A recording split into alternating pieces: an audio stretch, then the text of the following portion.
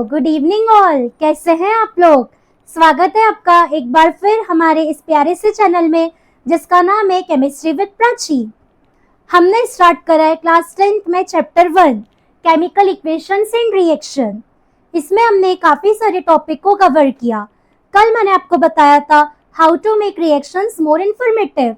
आप अपने रिएक्शन से और अपने एग्जामिनर को कैसे इम्प्रेस करोगे। आज हम लेकर आए और भी इम्पोर्टेंट और नया टॉपिक। हमारा टॉपिक है type of chemical equation. Chemical equations कितने टाइप के हैं? मेनली हम इसको 5 टाइप में क्लासीफाई करते हैं, लेकिन फिलहाल हम इसका बेसिक क्लासिफिकेशन देख रहे हैं। सो बेसिकली केमिकल इक्वेशन से आपकी 2 टाइप्स की। One is unbalanced chemical equation, second balanced chemical equation. बहुत सारे बच्चे क्लास 10th में आकर के बैलेंसिंग से डरने लगते हैं। काफी सारे स्टूडेंट को लगता है बैलेंसिंग बहुत टफ है, बैलेंसिंग नहीं बनेगी। बट माय डियर चिल्ड्रन, आप अपने माइंड से ये मिथ निकाल दो कि बैलेंसिंग टफ है, क्योंकि आप देख रहे हैं केमिस्ट्री विद प्राची और यहाँ पे कुछ भी टफ नहीं है। तो देखिए, पहले तो मैं आपको एकदम बेसिक पे लेके चलती हूँ। याद है आपको, हमने पढ़ा था कि जो हमारी केमिकल रिएक्शंस होती है ये 2 चीजों से मिलकर के बनती हैं। वो 2 चीज में से एक थी बेटा रिएक्टेंट और एक था प्रोडक्ट। उसमें हमने देखा था reactants are written on the left hand side, products are written on the right hand side. Reactant react करते हैं तब जाके प्रोडक्ट फॉर्म होता है। किसी भी केमिकल रिएक्शन में न्यू सब्सटेंस जो बनता है वो आपका प्रोडक्ट होता है। अब हम देखते हैं अनबैलेंस केमिकल इक्वेशन क्या होती है। यदि रिएक्टेंट और प्रोडक्ट में नंबर ऑफ एटम्स इक्वल नहीं है, किसी भी एलिमेंट के नंबर ऑफ एटम इक्वल नहीं है, उससे आप बोलोगे unbalance chemical equation. The chemical equation in which number of atoms of elements are not equal on RHS और LHS या ऑन रिएक्टेंट और product called unbalance chemical equation. Arrow के एक तरफ रिएक्टेंट एक तरफ प्रोडक्ट है, यदि दोनों तरफ नंबर ऑफ एटम इक्वल नहीं है, केमिकल इक्वेशन अनबैलेंस्ड। और यदि एरो के दोनों तरफ नंबर ऑफ एटम्स इक्वल है, equation is balanced chemical equation. Just remember, unbalanced chemical equation is also called skeletal chemical equation. ये काफी इंपॉर्टेंट वर्ड है। अनबैलेंस केमिकल इक्वेशन को स्केलेटल केमिकल इक्वेशन के नाम से भी जानते हैं। अब हम स्टार्ट करेंगे रिएक्शन को बैलेंस करना सीखना, लेकिन उसके पहले हम ये देखते हैं why we need to balance chemical equation. ऐसा क्या है कि हमें केमिकल इक्वेशन को बैलेंस करना पड़े। So we have to balance chemical equation to verify law of conservation of mass. आपके एनसीईआरटी टेक्स्ट का क्वेश्चन है कि हमें रिएक्शन को बैलेंस करने की नीड क्यों है। The answer is to verify law of conservation of mass. Now what the law states, ये लॉ क्या कहता है?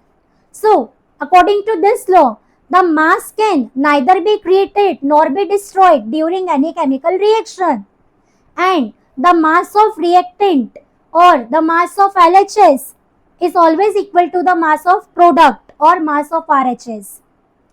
इस केमिकल इक्वेशन में ये कहा गया है कि लॉ ऑफ कंजर्वेशन ऑफ मास को वेरीफाई करना है, जिसके अकॉर्डिंग जितना मास रिएक्टेंट का उतना ही मास प्रोडक्ट का होगा, क्योंकि मास को ना क्रिएट किया जा सकता है ना डिस्ट्रॉय, है ना। मास को सिर्फ हम लोग एक फॉर्म से दूसरे फॉर्म में कन्वर्ट करते हैं। तो अब हम सीखेंगे अपनी केमिकल रिएक्शन को बैलेंस करना। आज मैं आपको जो मेथड बता रही हूँ वो हम बता रहे हैं hit and trial method, because हमारे एनसीईआरटी बुक का पार्ट है हिट एंड ट्रायल मेथड। तो हमारे आज का lecture hit and trial method पे। इसके बाद मैं एक वीडियो सेपरेट बनाऊंगी जिसमें मैं आपको बैलेंस करने की ट्रिक बताऊंगी। तो आप 30 सेकेंड्स में, मैक्सिमम 30 सेकेंड में आप किसी भी केमिकल इक्वेशन को बहुत बहुत इजीली बैलेंस कर सकते हो, बट वो हम सेपरेट वीडियो में सीखेंगे। अभी हम देखेंगे हिट एंड ट्रायल मेथड। चलिए देखते हैं hit and trial method for balancing. अब my dear children, let me take one example. Example 1. Na plus Cl2, it gives NaCl. आपके सामने इस टाइप से कोई केमिकल रिएक्शन आएगी. Firstly you have to make one table of 3 columns and 2 rows. Element, reactant and product.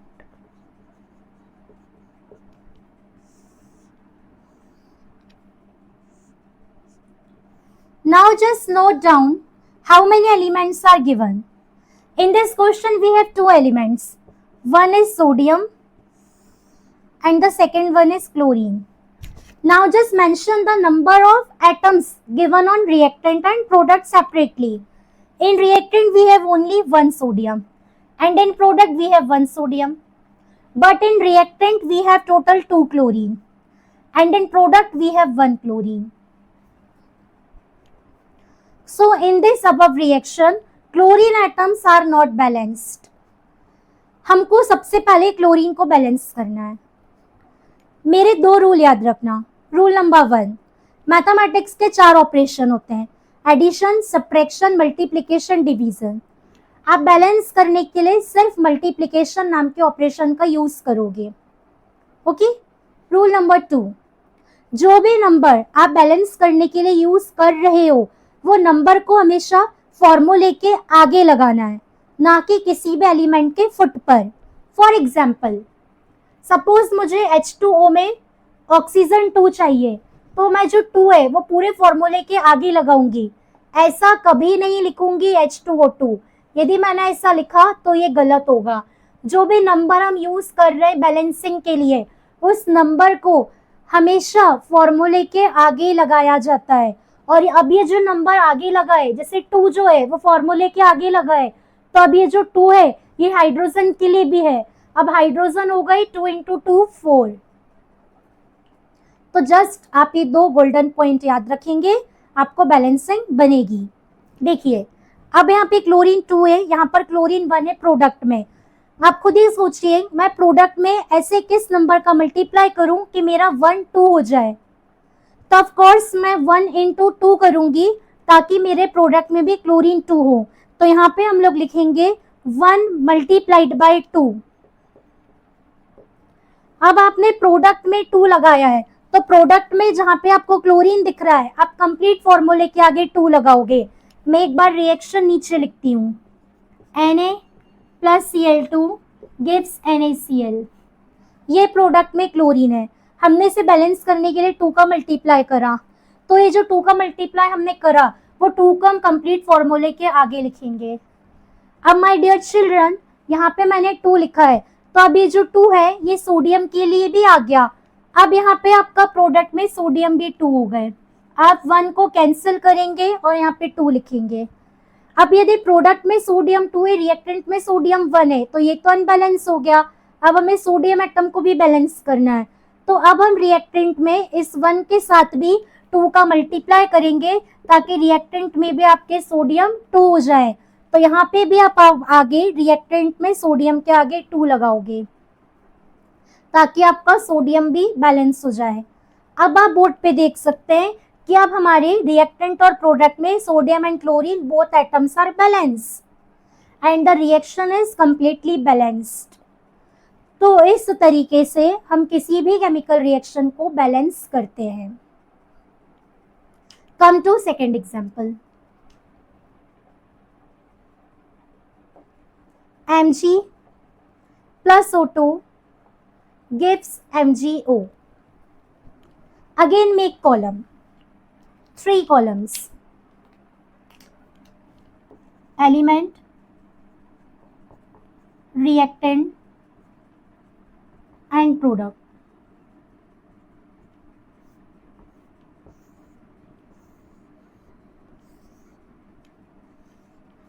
Now just note down the elements. How many elements are given? One is magnesium, another one is oxygen. Now just count down the number of atoms. In reactant only 1 magnesium is given and in reactant 2 oxygen atoms are given. In product, 1 magnesium is given and 1 oxygen. Again you can see oxygen atoms are unbalanced. हम oxygen को balance करते हैं. इस 1 में हम 2 का multiply करते हैं ताकि ऑक्सीजन बैलेंस हो जाए. 1 into 2 is equals to 2. अब ये जो 2 है हम पूरे फॉर्मूले के आगे अप्लाई करेंगे. I am just writing down the equation on the bottom side of the board. So have a look. Mg plus O2 gives MgO. We have used 2. So हम यहाँ पे लिखेंगे 2. Now this 2 is for magnesium also. तो हम magnesium के आगे भी 2 लगाएंगे क्योंकि यहाँ पे हमारा जो मैग्नीशियम है वो अनबैलेंस हो गया. अब मुझे यहाँ पे मैग्नीशियम को भी बैलेंस करना है. सो 1 मल्टीप्लाइड बाई 2 गिव्स 2. तो हम कंप्लीट रिएक्शन में मैग्नीशियम के आगे भी 2 लगाएंगे. Here we get the balanced chemical equation. 2Mg plus O2, it gives 2MgO. So my dear children, these are very simple examples. By these examples, you can easily learn how to balance chemical equation. No need to balance the equation every time by drawing a table. Sometimes you can direct see reactant and product just in a mind you can balance. लेकिन ये जब भी हो पाएगा जब आपकी practice हो. तो बैलेंसिंग एक ऐसा टॉपिक है जिसमें आप जितना ज़्यादा प्रैक्टिस करोगे आपको उतना परफेक्ट बनाएगा. And I know everybody heard about the quote practice makes man perfect. तो जितना प्रैक्टिस करेंगे बैलेंसिंग में आप उतने परफेक्ट होते जाएंगे. I am giving you one more and one tricky reaction. Just learn how to balance that reaction. Okay, example number 3 for today. Fe plus H2O gives Fe3O4 plus H2. Now we have to balance the equation. We are making table once again. Element, reactant and product.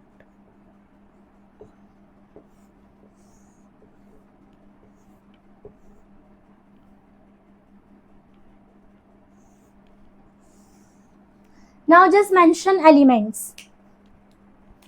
We have iron, one is hydrogen and another we have oxygen. Now just count down their numbers. 1 iron is on reactant, 2 hydrogen atom on reactant and 1 oxygen atom is on reactant. 3 iron atoms are on product, 4 oxygen atoms are on product and 2 hydrogen atoms are on product. Once again I am writing down the equation on the bottom side ताकि जो भी हम balance करने के लिए number को try करें उससे हम यहाँ पे लिख के चेक करें. आप अपने एग्जाम में भी जब बैलेंस करोगे तो आंसर करके नीचे आप बैलेंस केमिकल इक्वेशन जरूर लिखना. ऊपर क्वेश्चन जो आप लिखेंगे उसमें ही बैलेंस नहीं करना, आपको नीचे आंसर में बैलेंसिंग इक्वेशन अलग से देना है. अब आपके सामने ऐसा ही कुछ आता है तो आप यहाँ पे फंस गए हो. रिएक्टेंट में आयरन 1 है, प्रोडक्ट में 3, हाइड्रोजन बैलेंस आपको दिख रहा है, ऑक्सीजन अनबैलेंस है. तो आप सबसे पहले क्या करेंगे, जैसे ही आपने देखा कि आपको अलग अलग चीज़ें दिख रही हैं, अब यहाँ पे आपको सोचना है कि मैं बैलेंस करना कहाँ से शुरू करूँ. तो जो नंबर सबसे बड़ा होगा अनबैलेंसिंग में आप उसी नंबर से बैलेंस करना स्टार्ट करना. जैसे यहाँ पे 3, 2 और 4 में हमारे पास लार्जर नंबर 4 है तो हम पहले 4 को बैलेंस करते हैं. प्रोडक्ट में ऑक्सीजन 4 है, रिएक्टेंट में ऑक्सीजन 1 है. मैं इस 1 में ऐसे किन नंबर का मल्टीप्लाई करूँ कि मेरा 1 4 में कन्वर्ट हो. तो आप सब मुझे बोलेंगे कि मैम आप इस 1 में 4 का मल्टीप्लाई कर दीजिए ताकि आपका जो ऑक्सीजन है वो 4 हो जाए रिएक्टेंट में भी. तो मैंने 1 into 4 करा ताकि मेरा ऑक्सीजन 4 हो जाए. अब प्रोडक्ट में रिएक्टेंट में ये है ऑक्सीजन H2O के साथ. अभी मैंने कहा था कि नंबर को फॉर्मूले के आगे लगाना, मैं इस पूरे फॉर्मूले के आगे 4 लगाऊंगी. तो मेरे ऑक्सीजन तो 4 हो गया बट हाइड्रोजन कितना हो गया, 4 into 2 8. अब हाइड्रोजन हमारे पास रिएक्टेंट में हो गया 8. अब प्रोडक्ट में हाइड्रोजन 2 है. आप इस प्रोडक्ट में 2 के साथ ऐसे किस नंबर का मल्टीप्लाई करोगे कि प्रोडक्ट में भी आपका हाइड्रोजन 8 हो जाए. तो आप 2 into 4 करेंगे ताकि प्रोडक्ट में भी आपका हाइड्रोजन 8 हो जाए। अभी आपका हाइड्रोजन है प्रोडक्ट में, इसमें आपको आगे 4 लगाना है। Hydrogen balance, oxygen balance. Now it's the turn about iron. Product में आयरन 3 है, रिएक्टेंट में आयरन 1 है। सबके माइंड में आंसर आ गया और सबके फेस में स्माइल कि ऑफ कोर्स हमें इस 1 को 3 बनाना है, तो हम इस 1 में 3 का मल्टीप्लाई करेंगे ताकि रिएक्टेंट में भी हमारा आयरन 3 हो जाए।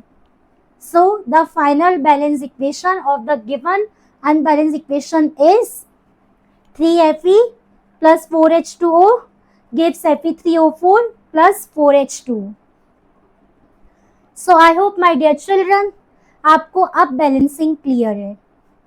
यदि अभी भी आपको क्लियर नहीं है तो वेट करिए हमारे सेपरेट वीडियो का, जिसमें हम आपको बैलेंस करने की ट्रिक बताएंगे और उस ट्रिक की हेल्प से हम एनसीईआरटी के सारे क्वेश्चन को बैलेंस करेंगे। तो आपको यदि हमारा ये लेक्चर पसंद आता है तो इस लेक्चर को शेयर करिए, हमारे वीडियोस को लाइक करिए और हमारे चैनल को सब्सक्राइब करना ना भूलिए। मिलते हैं नेक्स्ट लेक्चर में और इंटरेस्टिंग और न्यू टॉपिक के साथ। Till then take care of yourself. Good bye, have a nice day.